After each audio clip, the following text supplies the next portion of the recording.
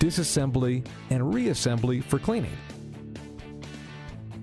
The Matic Pro Max fob is engineered to be disassembled by hand. An initial loosening with an adjustable wrench or channel lock may be necessary the first time. Loosen and remove the top cap above the float chamber.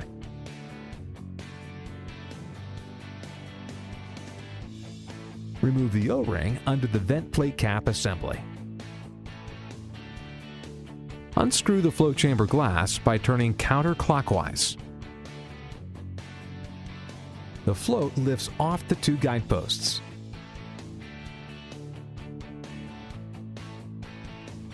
To disassemble the vent release, push down on the vent button and unscrew the hex nut under the vent plate cap. It may be necessary to use small pliers to loosen this nut. The stem assembly holds the vent button and spring in place.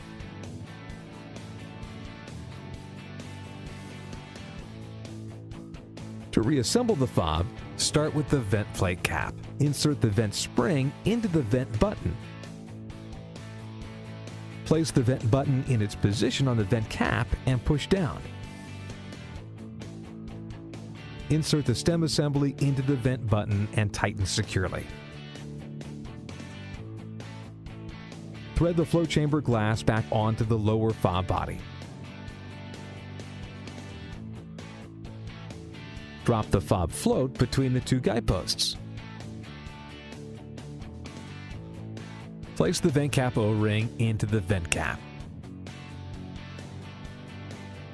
Put the locking ring over the vent cap and tighten the assembly onto the top of the fob chamber.